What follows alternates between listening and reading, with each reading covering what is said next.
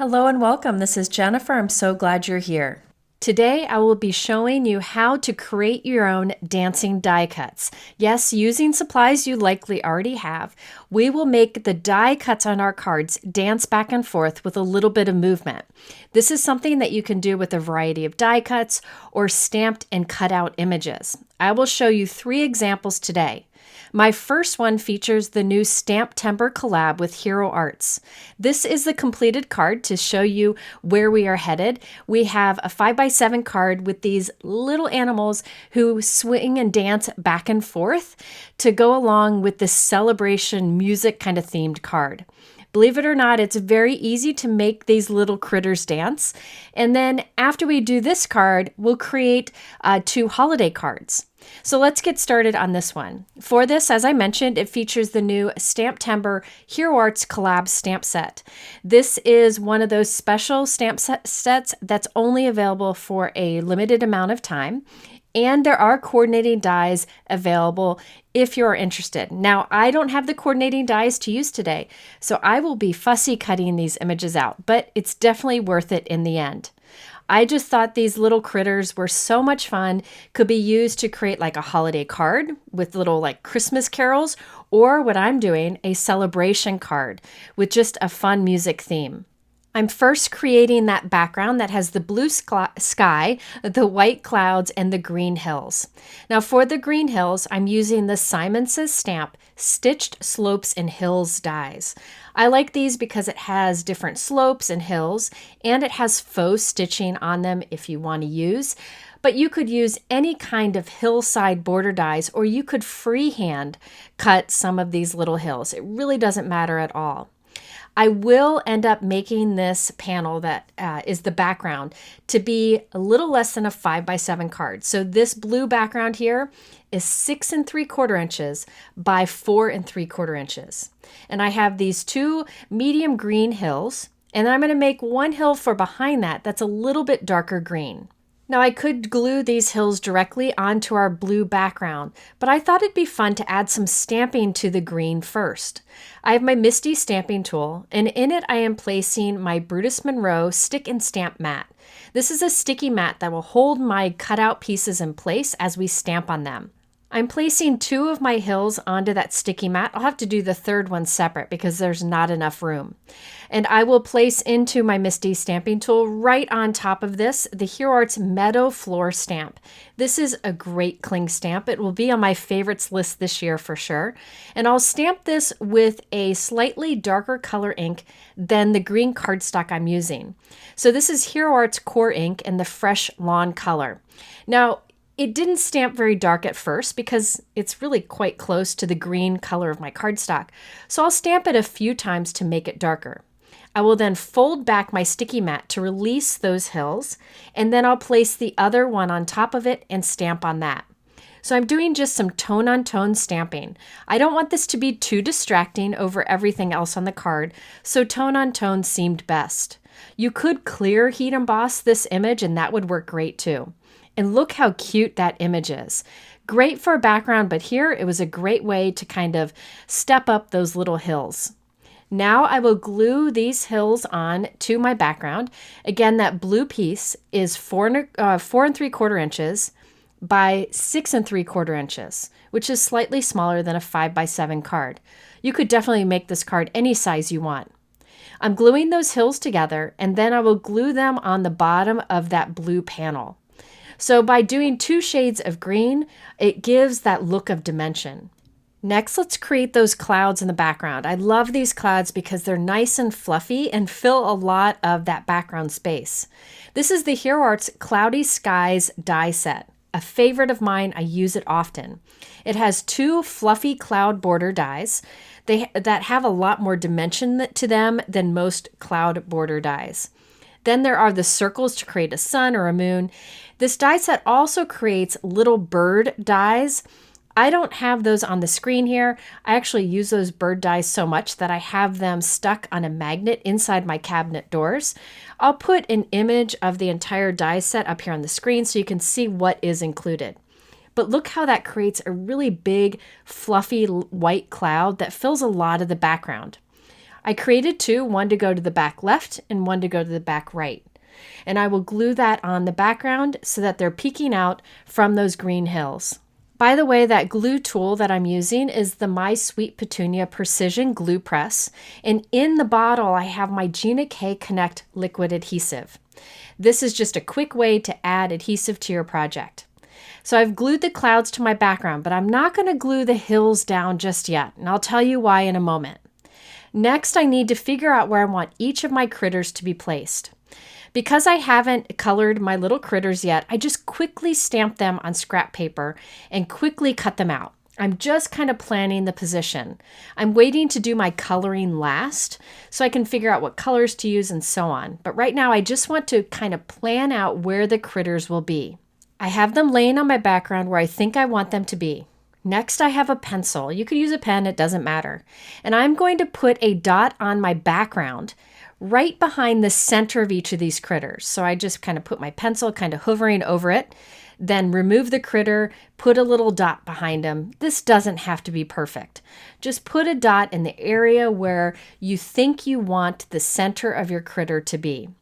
This will help you know where to put the mechanism that'll allow them to dance. All right, so I'm going to remove the hills and put them aside. And you can see my 4 pencil dots there. Next, I found a small circle die. This is about a 1/4 inch circle die. If you have a circle stacking die set that has a bunch of different size circles, usually it includes the smallest one about this size. Or you can use a hole punch. But I'm putting a hole right at each of those pencil dots. This hole will allow us to create that swinging or dancing mechanism. And this is why I haven't yet glued my hills down. I didn't want to put that many layers of cardstock through my die cut machine. So now that I have the holes cut, I can glue the hills on just below it. And there we have our background with the holes for the little swinging mechanism. And you can see how our die cuts, our little critters, will cover up those little holes. So off screen, I have stamped and colored these little critters, and I don't have the coordinating dies, so I fussy cut them. You could definitely use the coordinating dies for this process. It would save you a lot of time. But I didn't do any fancy coloring, just did some basic coloring and fussy cut them. At this point, I can't remember which order I had these critters in. I forgot to take a picture with my phone when I planned it out. I encourage you to do that when you plan out your card and then go to create it. I ended up figuring out okay. Did a little different order than I originally intended, but that's okay. Next, you will need 4 pennies. If you don't feel comfortable using pennies, I totally understand. You could instead use little washers for this. You just need something that's flat with a little bit of weight to it. Pennies work great. Next, I'm putting a piece of double-sided tape on the back of one of the pennies. I will remove the release paper from that tape and then place the end of a cardstock strip. Now this is just a scrap strip of cardstock. Mine is white. It's about 1/4 inch wide. Anything would really work. And so you can see how the penny is glued to the end of that strip. We'll trim that strip down later on, but for now it's about 4 inches long. And I will do the same for the other 4 pennies. I will put double-sided tape, something strong, Lawn Fawn is my favorite, on the back of each of the pennies. Then onto that tape, I will put the end of a longer white cardstock strip. Again, use whatever scraps you have. I do recommend something heavyweight for that long strip. You could also use a piece of acetate that's maybe from some packaging, something recycled would work well. So there you have the 4 strips with a penny glued to the bottom of each. From now on, I'll refer to these as the pendulum. All right, let's start with that bear there. It's the second hole from the left. I'll take one of the pendulums and hold it behind that second hole. So I've got it held there. Now I'm going to flip it over, and I want the penny to be about 3/4 inch from the bottom of that background. I'm going to hold it there and then put a pencil dot right there through the circle. All right, so you can see it's about 1/2 inch to 3/4 inch from the bottom there. Now I can put a foam circle on that pencil dot on our pendulum and cut some of that extra off the top end. You could use a square foam dot here. That would work too. You don't have to use circles. Square would work fine. So there you can see the penny is about 1/2 inch to 3/4 inch from the bottom of the background. and then we have the foam dot on the front. Okay, so let's do that again. Let's do that third hole there. I'll hold it there so the penny's about ½ inch from the bottom. Then I'll put a pencil dot there onto the white strip. I'll put a foam circle right there on that pencil dot and cut the extra of that scrap off. I will continue to do this for the other 2 holes. So again, I mentioned that I'm using circle foam dots for this. I really like that circle shape. However, you could definitely use squares. On the bottom left of my screen there, you can see some square ones. Those work well too. It may not seem that the square will work well, but it does. It'll still swing nicely. You just want to make sure that whatever foam square or circle you're using, that it's slightly smaller than the die cut hole that you created. If you only have like a roll of foam tape, you could even cut a small square from that, just as long as that small square is smaller than the hole you die cut on your background. Okay, so we have created 4 pendulums. Now let me flip this over to the back side and tape all of our pendulums in place so that the foam circle is going through the hole on the front and the penny is down towards the bottom. So these white strips are up and down nicely, and we're just taping them temporarily in place. So there you can see all the foam circles are inside of those die cut holes. Now I can remove the release paper and add a critter on top. So I'm going to put the little guy here, make sure he's kind of straight because I have the pendulum in the straight position. Here I'll put the little bear. Really doesn't have to be perfect. These are going to move so much that they don't have to be in the perfect position. Now the little squirrel here, I made him a little bit lower. I wanted to just kind of change things up here, and I put this little guy even lower than that. So I just remove the release paper and press it on that foam circle.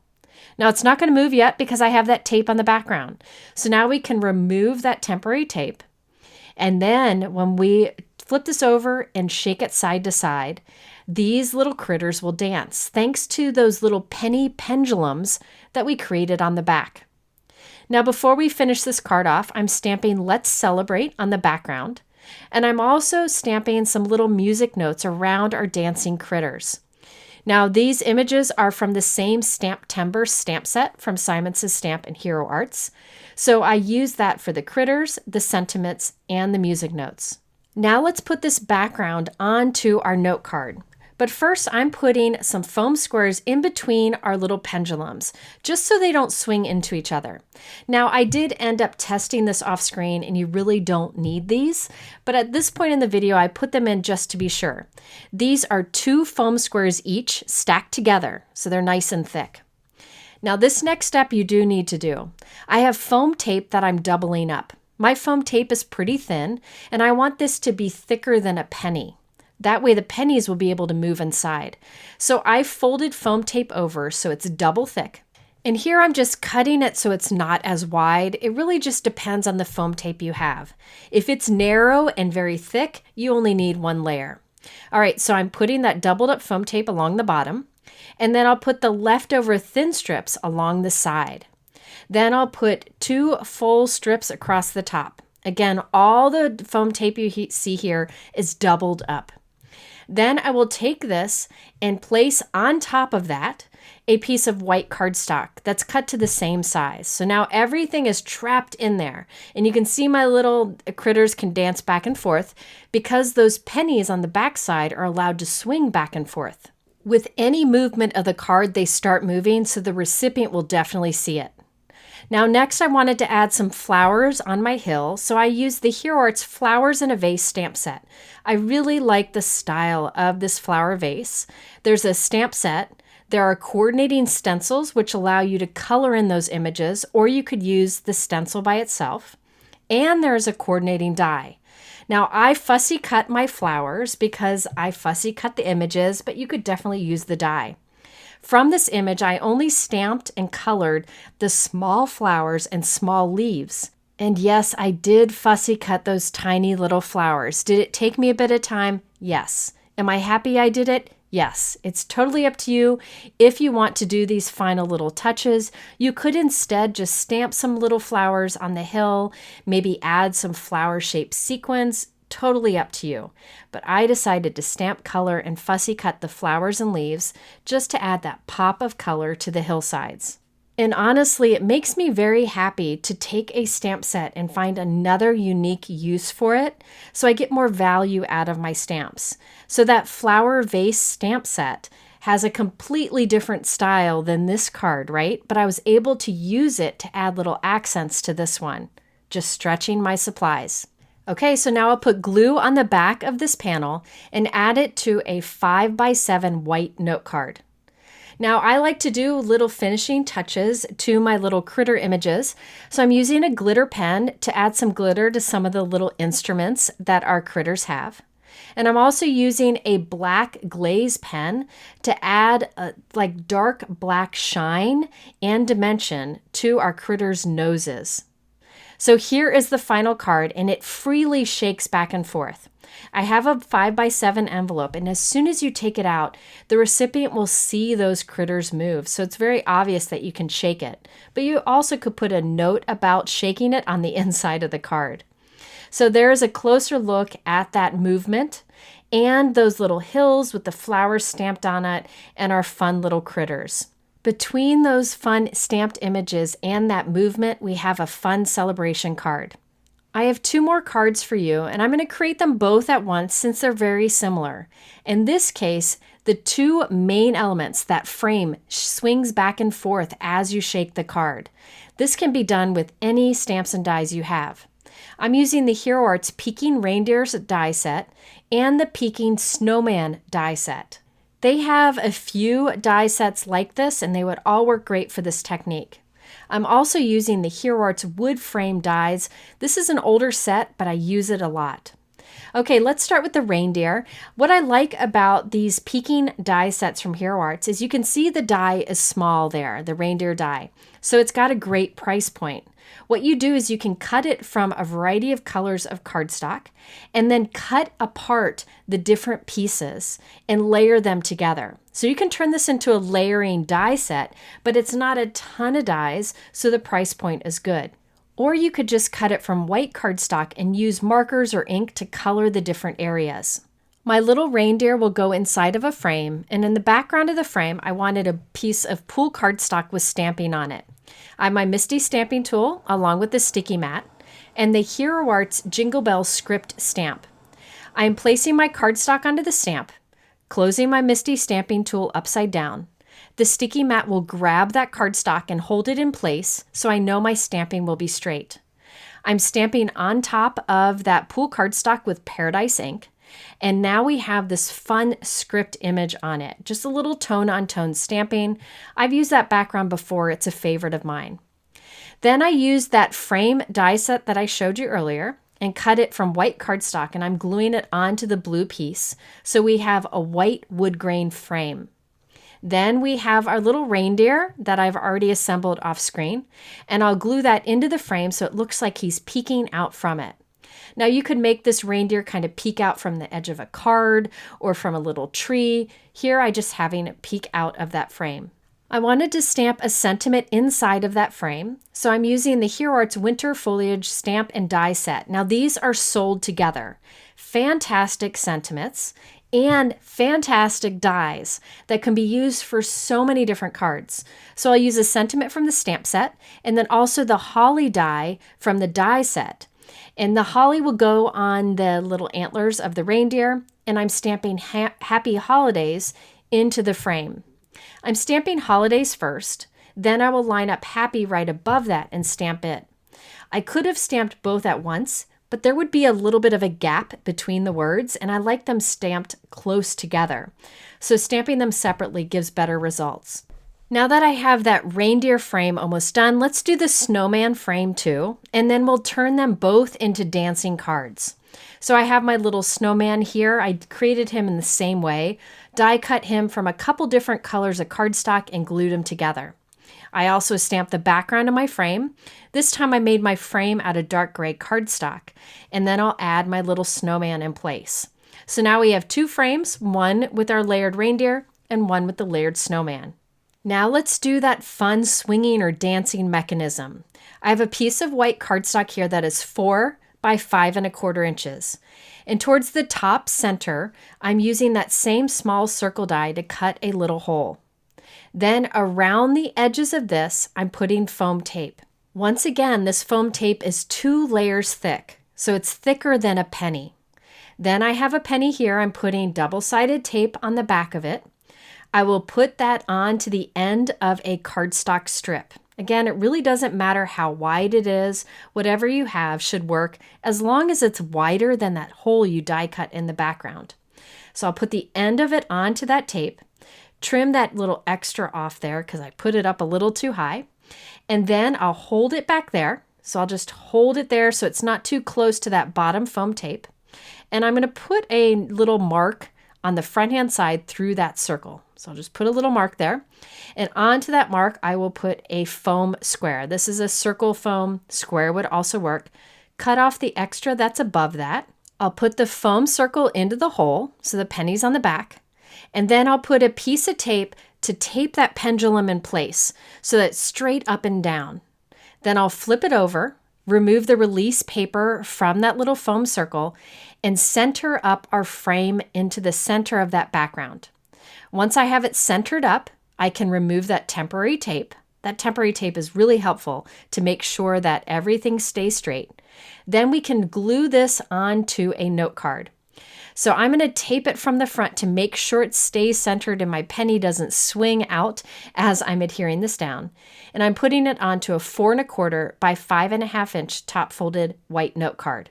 So I'll just place that onto there, remove that tape, and now that whole frame swings side to side, which I think is really fun. You could put a hidden sentiment under there, but it really doesn't swing out that much. Now here I have a pool colored background that I created in the same way. You've got the pendulum that's sitting in that hole. You've got foam tape all around it. This will be for the reindeer card.